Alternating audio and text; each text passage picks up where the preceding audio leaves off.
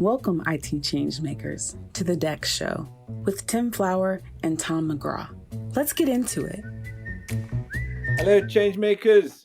It's the end of the year, and that has come on the DEX Show to only mean one thing, which is the return once again of our favorite guest. The numbers don't lie.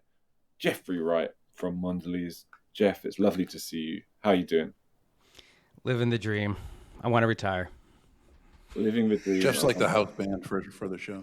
Yeah, he's a house band. You know, I think that's it. You know, we sometimes people are skeptical with us, Geoff, when we say we like having them on the show, we like having them back. They're one of our favorite guests. They say, I bet you say that to everybody. And, you know, maybe there's some truth in that. We're obviously grateful and love all of our guests. But well, don't lie. You should tell them. Mate. Yeah, no, we don't say that.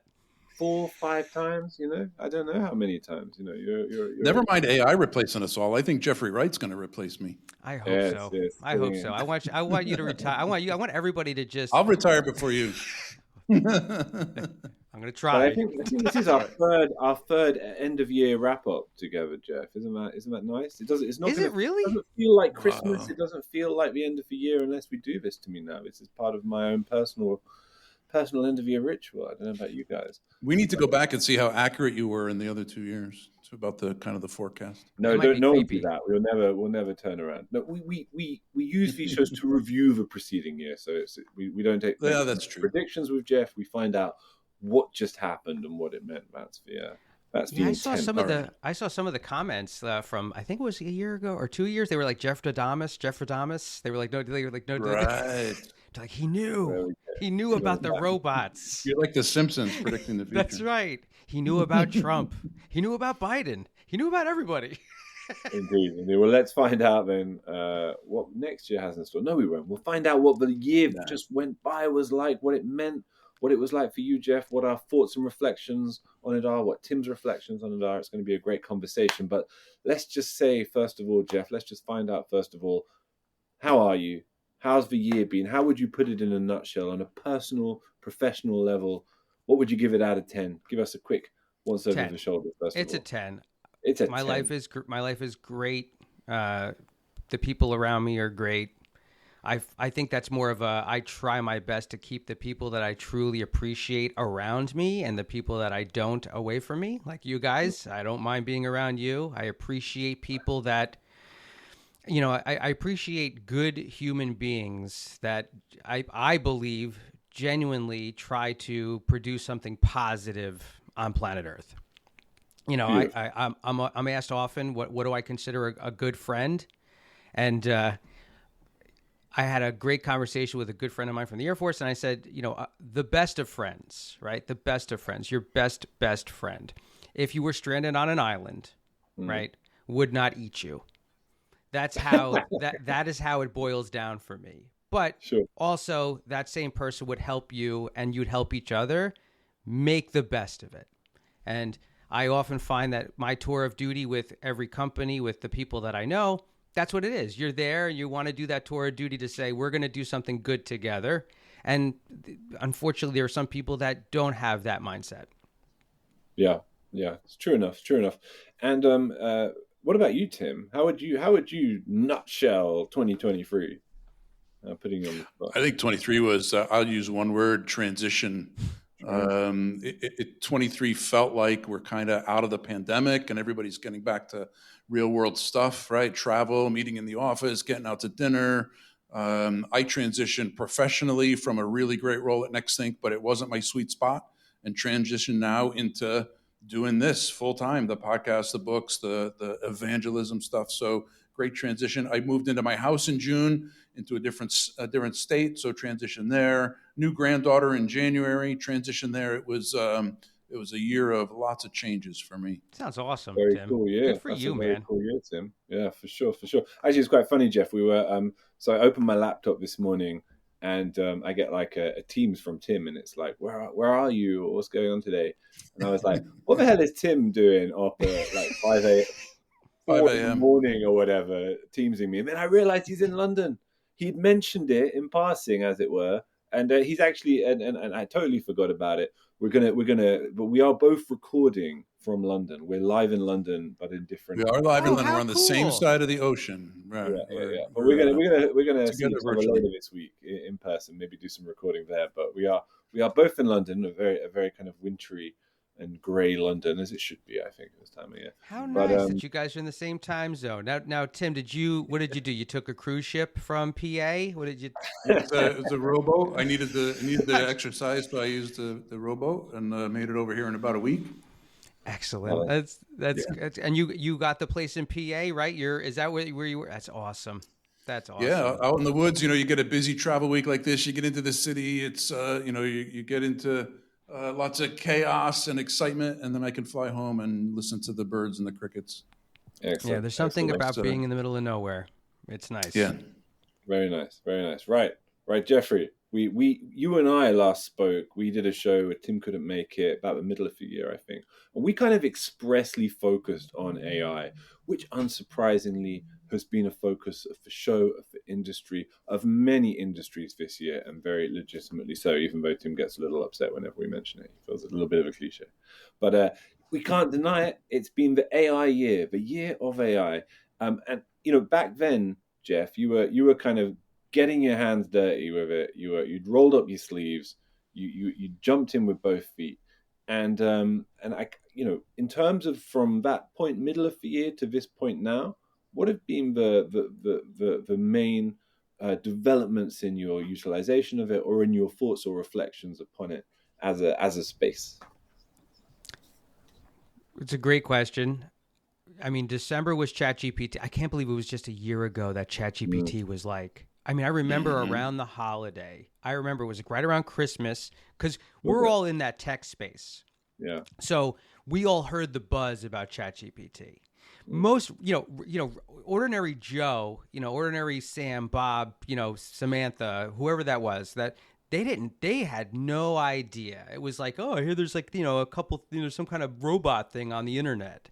It wasn't until about, probably March or April of this past year that I had like my mother-in-law or my father, like, people that were like, what's this whole like, like cyborg, Terminator Matrix thing on the internet that's happening, Geoff? Like, aren't you, again, every IT professional knows this. Like, if you're in IT at all, you know everything about IT. You know how to like configure a printer, and you know about like, Terminators, right? You know about the Matrix.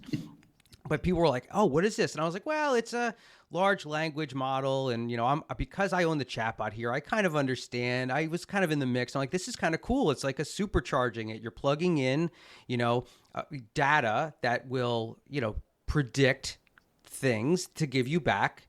And, there was a little bit of unease, I think, around the beginning of the summer, right around Memorial Day. I had a lot of people that were like, I asked ChatGPT, like, what color I should paint my room, and it guessed it was right. It was green, or whatever it was, right? And you're like, well, you're probably a high percentile color person that matches up with, like I kind of like try to like, it doesn't guess. It uses data to kind of figure it out. But then around the end of the summer, there was a lot of, my brother's at Microsoft, and he was like, it's going to be, this could be Clippy 2.0, everybody's, change the soul of the workplace, supercharge this, supercharge your Excel, it's like everyone's supercharging stuff with ChatGPT. And I think there was a lot of conversations around, well, okay, so OpenAI did ChatGPT, Google's doing Bard, Amazon's a little behind, Apple's, and Amazon's a little behind, Apple's a little bit up behind. But I think the race is going to be, at least from our standpoint for an enterprise, was how do we find out that everything that we feed into the machine stays in our silo? Yep. Now, Bard is doing a great job on making... I don't know. Every now and then, the program we're using to record Geoff suddenly throws up like a dozen virtual balloons around him. We don't know balloons what it is. I want to start singing Happy Birthday. It's happened twice now. We're very confused. But, we'll welcome it. We'll just welcome it. Yes. I think it's when the AI kind of hive mind agrees with you, Geoff. That's what I'm going to... It's either that or Catherine's behind the scenes pressing on a button somewhere. Anyway, on with the show. Yeah, so Bard does a good job at, or it's they're approaching it more pragmatically. And we have we have good relationships with Amazon here and with Google. And so we have good relationships with all of the big companies. But the Google folks are really trying their best to make sure that we could say, okay, if you're going to feed the machine this, we can give you an instance of GCP, which is the Google Cloud Platform, silo it, and kind of have your own, ChatGPT, Bard, large language model prompting silo. And I have to tell you, I believe that if we can get to that point, that's smart, right? If you can say, I'm a company and I want to have your awesomeness around prompting and LLMs, but I want to make sure that if my head of finance says, how do I make things, better in finance, right? You want to make sure that stays. Yeah, so there's another company called Icera who's partnered with Microsoft doing some really similar stuff where you can actually train that large language model based on all your inside company proprietary data and train it on how you do business. And it's all your data and it stays siloed. So you can start building not only queries like that, but start building applications too. Departments who have apps that don't talk to each other in separate databases. This is a way to start leveraging the data in there and start using it. The other thing I saw was, I think it was an OpenAI keynote where in a matter of about 60 to 120 seconds, a minute or two, he had created a GPT and trained it based on telling it where to go look for data. Here's a book I wrote. Here's an article I wrote. Use this because I want to now create my separate GPT that will allow me to, entrepreneurs and business startups, give them advice on how to run their startup. So now it's almost like it's a new app, right? The app craze of 2007 when the iPhone came out, you're now going to create GPTs with a specific function to provide a service to a consumer and start to charge for it. What I struggle with is every day there's some new concept and where does it go next? It's almost like the universe. It's never ending. So again, shout out to Harvard Business School. I'm doing the HBS Surviving in the Age of AI course. Cool. It actually finishes up next week. The professor and the dean are, they are some incredibly smart people. They're invested in some of these, say they're angel investors in some of these crazy companies. I say crazy, but it's just these incredible companies. I talked about how they have the CIO and chief scientific officer from Moderna. And you would think, okay, it's a pharmacy, it's a medical company, it's a vaccine company. But the whole foundational idea around AI, building apps, letting it kind of building that concrete foundation and then building on top of it. Mm-hmm. That's what new companies, or that's what companies need to do. Build a new concrete foundation, right? Like the layer at the bottom of whatever you're going to do needs to be bulletproof. It needs to be concrete. It needs to have a problem statement, right? What are we trying to do with this company?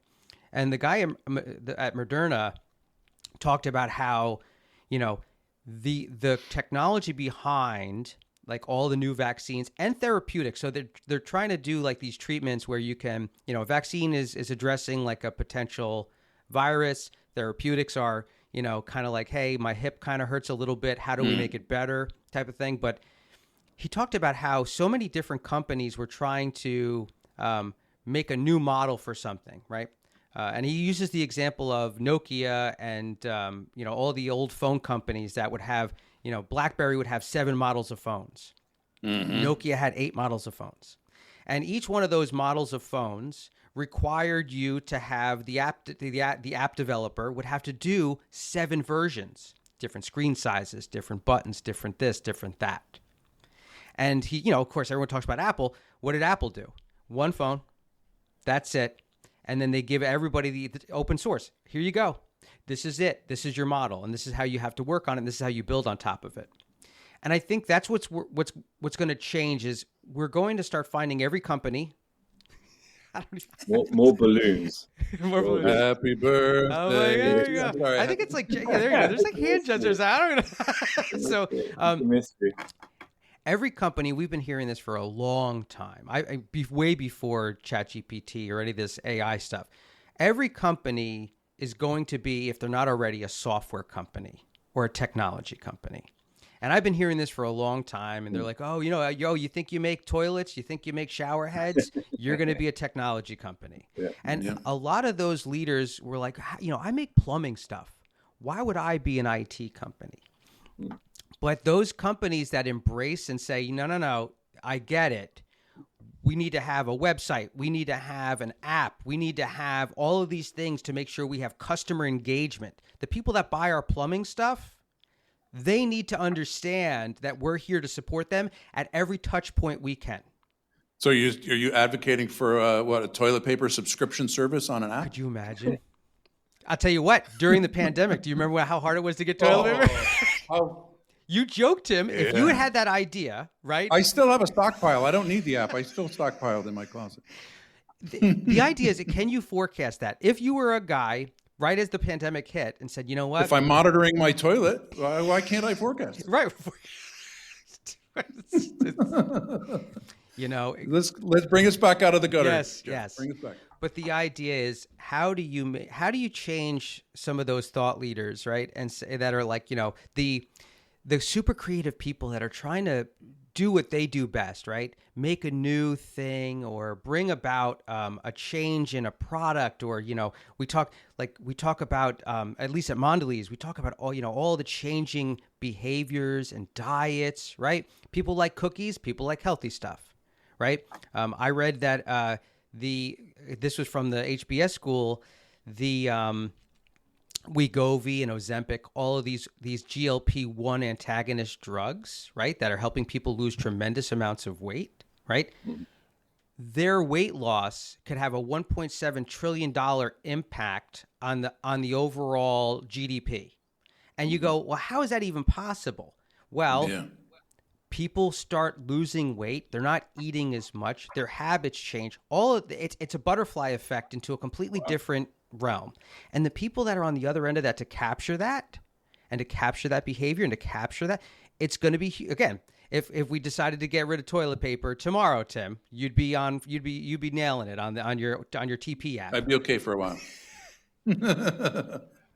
But it goes to the question of just a general, I get kind of back to, and I know we want to talk about the retrospective about this year, but I think people are grappling with this. So I still think it's relevant to talk about the transition in this year to considering the impacts of AI.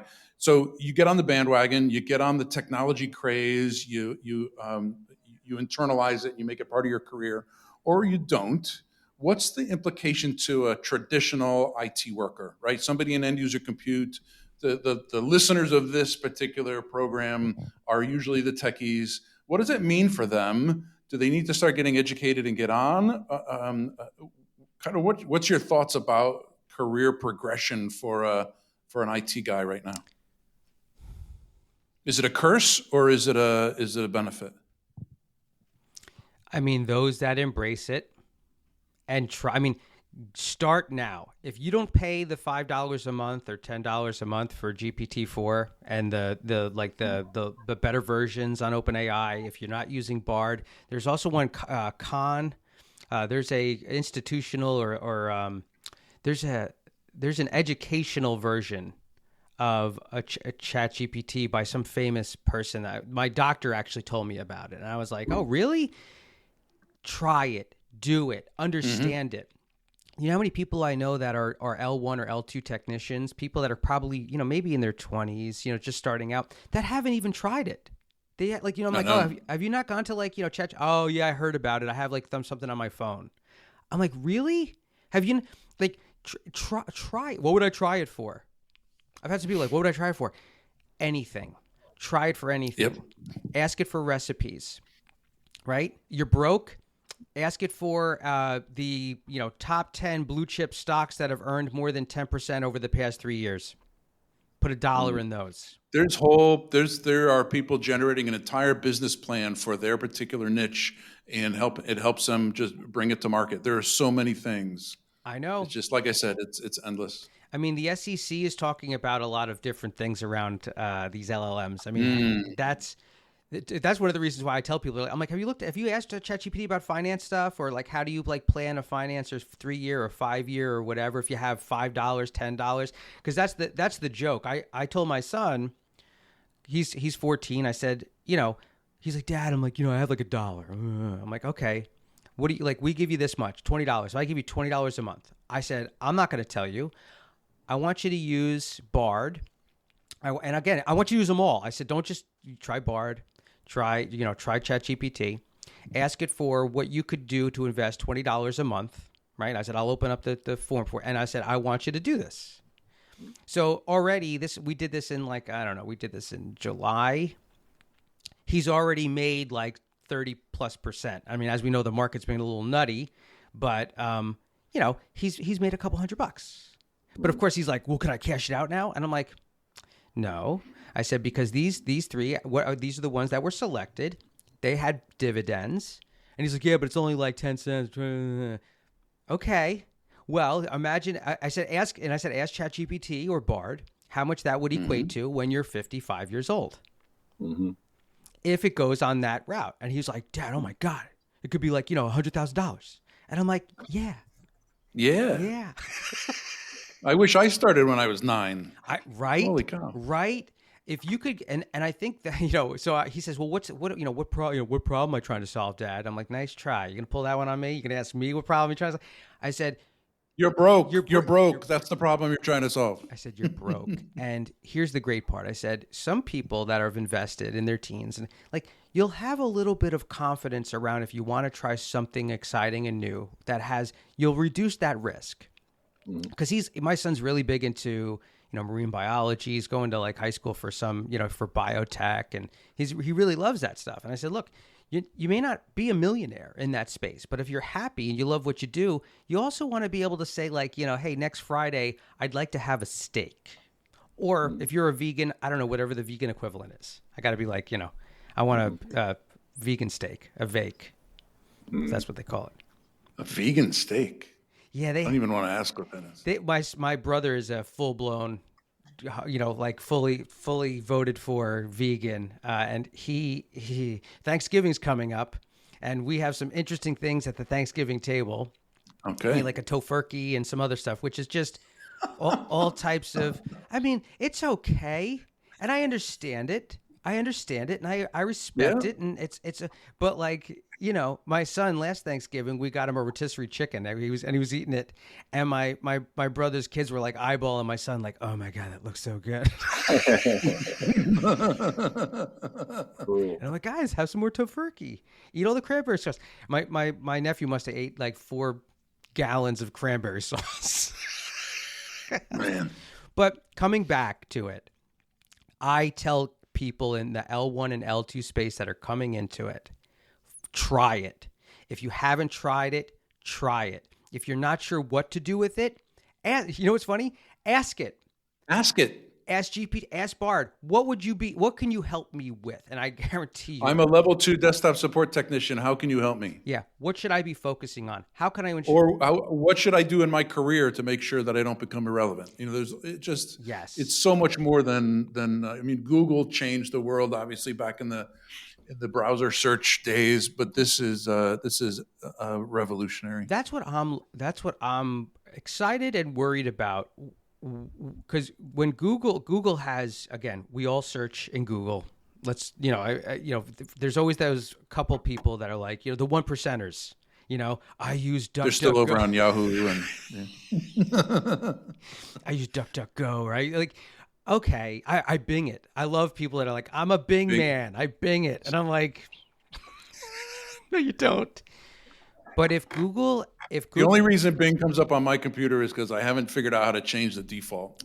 They got in trouble for that, right? They're like constantly trying to ram jam Bing into things, But when Google... Yeah, when Google search and Bard can find a way to sanitize what you're doing, and I'm sure the burden of truth is on them to prove that they're not, But if Google can now take the entire planet's search history, right, run it through the washing machine, sanitize it, and then feed that into the LLMs, man, it's just imagine if you could understand what everyone around the world was thinking at the same time. And they are getting closer and closer to real time. When it first came out, the history went up to 3 or 4 or 5 years back, and they're getting closer and closer to real time. But that kind of computing horsepower takes a ton of money too, so they really got to figure out how to monetize it.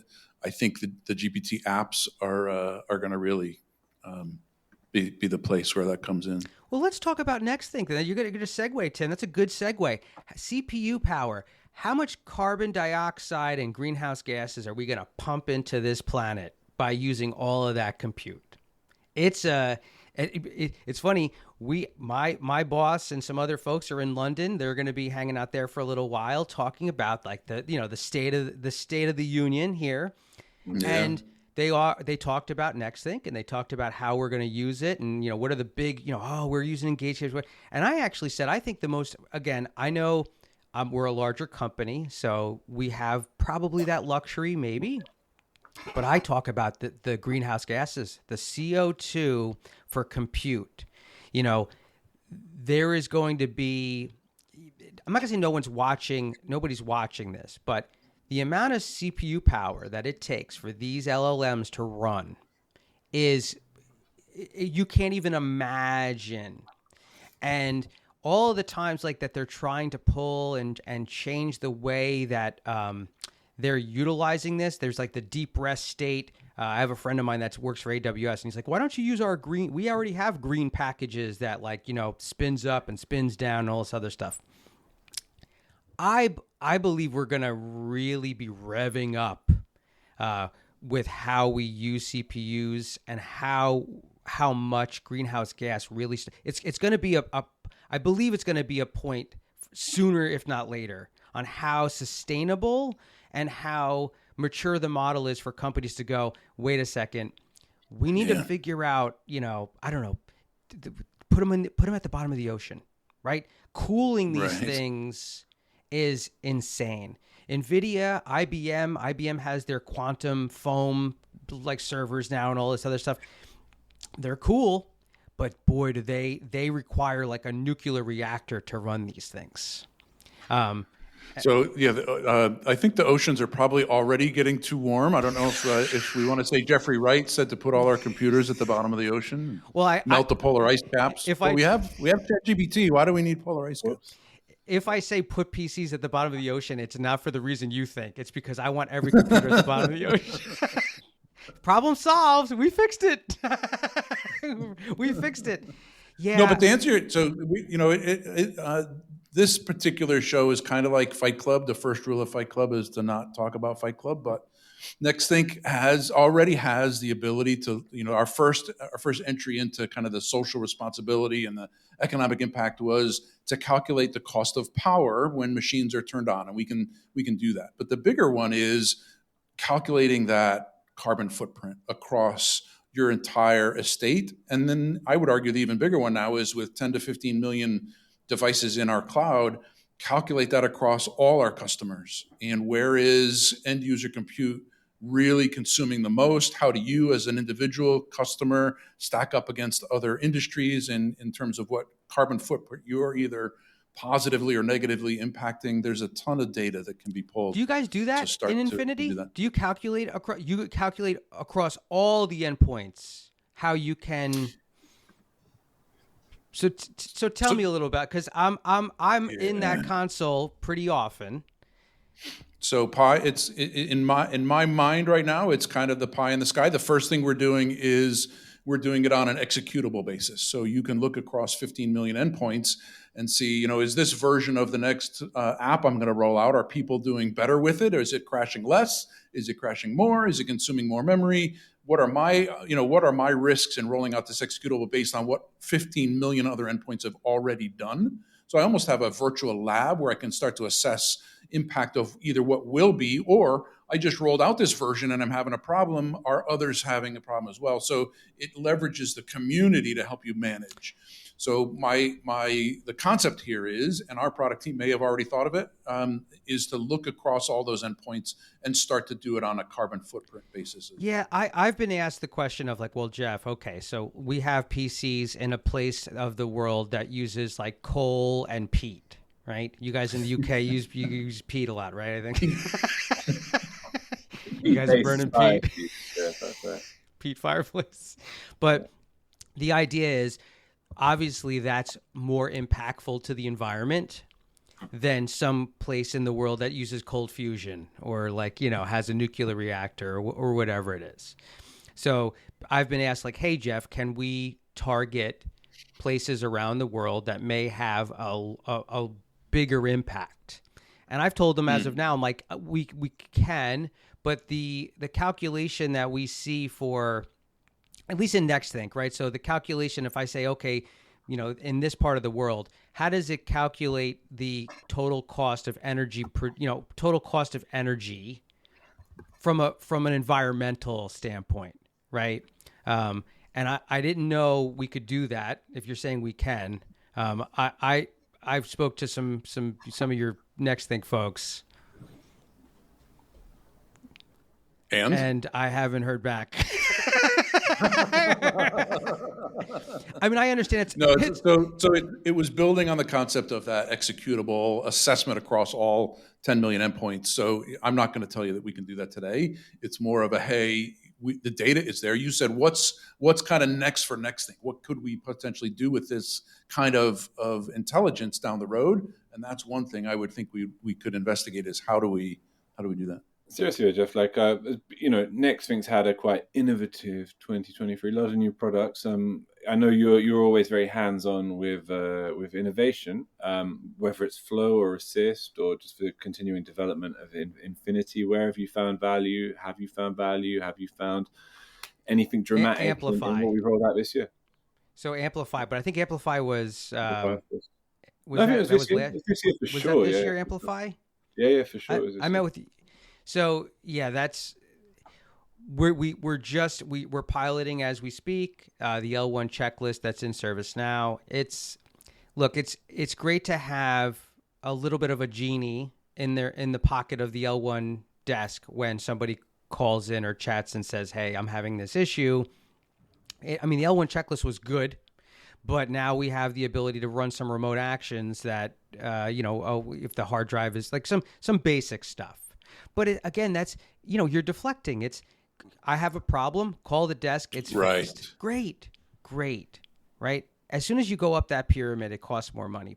And everyone's so focused on money, right? Oh, we're going up the pyramid, it's more money. Oh, we're going to level 2, level 3, level 10.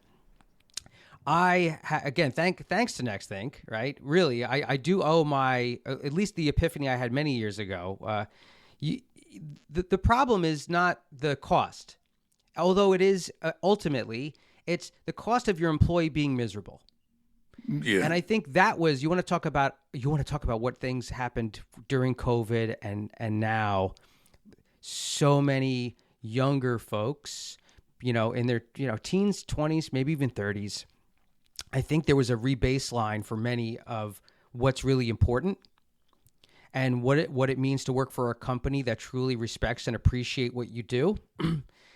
We're a large company, so it's hard to get to everyone. But I do believe a happy workforce and ultimate happiness is independent to the person and the individual. I get that. But when you come to work, we had this joke, I think a couple years ago, maybe when we were doing this. When you have somebody come to work and they go, oh, no, I don't mind if my laptop takes 3 minutes to boot up because that's my routine. I wake up, I turn my laptop on, I get a cup of coffee, I take the dog out, I get a newspaper, if you guys know what a newspaper is. But you get that, that shouldn't be part of your routine. Your routine should not bend to the will of your electronics and your technology. Yeah. It should be, I log in, I have my stuff, and I should be able to do my job to the best of my ability with the support of the company that I'm working for so that I can get done. We just got more spontaneous visuals, ladies and gentlemen. This I don't time know. Spontaneous visuals are. There's something going on your machine. There was fireworks. This is inspiring me.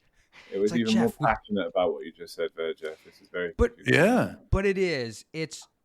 We have so many people that have, again, the silent sufferers. I know that's kind of an old term, but it's still true to me that there's so many people that just drag themselves through the day. And, I do it all the time. Hey, why are you like so bummed out? Like I'm like, why are you so bummed? Dude, my laptop, man, the D key's been sticking on it now for for months. Every time I open up Outlook, it takes like 7 minutes to load. I go to open up Excel. Excel works for me like most of the time, but then it just crashes. And then... So, Geoff, have you tried Assist yet? No, is that the chatbot? Yeah. No. Well, yeah, you could call it a chatbot, but it's more of that large language model, the natural language query model, where you can say, show me everyone that has a sentiment level below 7 and tell me what's happening on their machine that would impact that. So it's more of the chat. It's a chat GPT for DEX. This is the beta, though. I don't have that yet. We got to get you connected then. Yeah. I cannot wait, because for me to be, the Infinity platform still, by the way, anybody that's listening, it's still really cool. Like, it kind of like, I'm not going to say for dummies, but like it does have like that, when you do the SQL or NQL, like, I mean, you can fudge your way into trying to figure out what you need to do. But this takes all the guesswork out. It'll write whatever you want for it. Give me a recipe for chicken parm and how many people have slow boot time. Exactly. How many people are making chicken parm because their PC doesn't boot for 11 minutes. That's great. Who's walking their dog and getting a cup of coffee because they have a 5-minute boot time? Yeah, I mean, that's what I feel my ultimate responsibility is. It's yes, we're saving money and we're helping, the company scale and be healthier, but I get sad. I really do. I've become, again, I'm my old age, I say, but just COVID in general kind of had that quickening. I get sad when I see employees in my office. I still go to the office and I chat with so many people around the world, New Zealand, Australia, South Africa. I'm like on with everybody at this company. And I hear the stories all the time. It's I tried doing this and it just, my laptop explodes. I mean, how many times we have hard resets? I'm like, are you powering down your machine? Yeah. Did you call the support desk? No. Why? Because it's quicker for me to just do that. Because they can't help. Yeah, because they can't help. What are they going to do? They're going to break 3 things while they try to figure this out. Yeah, and first of all, I try to cheer them up as quickly as possible. I'm like, you're not alone. I'm here to help. I think maybe, I quite often tell people that even if I can't solve your problem, I'm sure as hell going to try to make you smile for a second, or a minute, or an hour. And I think, I don't know how many employees I might have saved at this company and maybe not had them leave the company because of it, but I sure as heck try to get people to at least smile when I'm trying to help them. You're the class clown. Thanks, Tim. I appreciate that. Yeah, I mean, the class. I've always been the class clown, and I'll tell you what, it's a good place to be if you're genuinely trying to just get people to feel better about a crappy day, and yeah. I was going to jump in, Tom, and just kind of, Geoff, we talked about this is almost another AI episode, but what changed in 2023, or what happened in 2023 that was not related to AI in your mind? I mean, we talk about no, it's actually no, come on, yeah. No, it's the human side of it. It was the ocean of mediocrity rules. I have found it unbelievably difficult for most people just to get things done. AI is supercharging everything, but at the same time, humanity's taking a nap. Wow. Right? It's like it's a two-sided thing, and it's I'm sure you guys have the same conversations. It's not my company. It's not someone else's company. It's every company now. There's, we have a lot of people retiring. right? There's a lot of people retiring. And I have to tell you that there's people I know that I love dearly at this company and some other companies that are about to retire. And I joke with them. I'm like, you can't do it. Like, you can't do it. And they're like, Geoff, I'm done. You know, I'm 65. I'm done. And I'm like, I'll call HR right now. I'll lie and tell them like, you can't, right? Like, and they're like, I'm done. And it's almost like a Star Wars kind of thing where they're like, Geoff, you know, here, you know, I'm passing the baton. Here's the lightsaber. You have to do it now. And I'm like, no, I don't want you. No, I can't. And they're like, you got to get people to do this. And I'm like, I can't. Like, there's a old guard right now that's retiring or has retired, and it's left a very big gap. You know, people talk about, you know, all the boomers. The boomers are getting things done. They're not glued to their phones. They have a task at hand that they're focused on, and they know how to get it over the finish line. I myself am guilty sometimes. I'm looking in a million different directions, but it's nothing compared to some of the younger generations. And again, I'm not pointing fingers. I'm not generalizing either. There's plenty of people I know in their 20s and 30s that are awesome, but there was like steam. Somebody took the coals out of the steam engine, you know, and they're cooling, and it's just kind of like coasting in. And it could be the influx from, you know, we had the Great Resignation. Now we have, I read an article, we can't get people to leave, right? It's such a weird thing. You know, people are staying too long now. You know, companies are keeping employees for too long. They're not leaving. We hired them. It's such an odd organism that's just not figuring out what the rest state should be in. And I've struggled with people early 20s asking me for Chromebooks. We have MacBooks, we have Windows machines, and they go, Windows. Like, it's got to reboot 900 times and update. And I've like, oh, you want a MacBook? Not really. I couldn't believe people in their early 20s say like, no, I don't want a MacBook. What do I want a Mac? I can't run, like, what do I want? Just give me my Chrome browser, give me my Chromebook, and an internet connection, and I'm good. We have DNA people, like all the data guys, Chromebooks. Wow. It blows me away, except when you really think about it. All of our kids, Tom, I know you have like 10 of them, but like, I know all of our young kids, it was grade school, Chromebook, high school, Chromebook, colleges, G Suite. It doesn't, like, anybody that's like shocked that these kids graduate college and go like, where's my Chromebook? I've been using the always on internet. There's no more dial up and hoping you get connected, right? Or being able to work offline. Yeah, it's such a weird thing for me to take in, because again, as my responsibility, I tell them like, okay, I'm like, can we offer them Chromebooks? They're cheaper.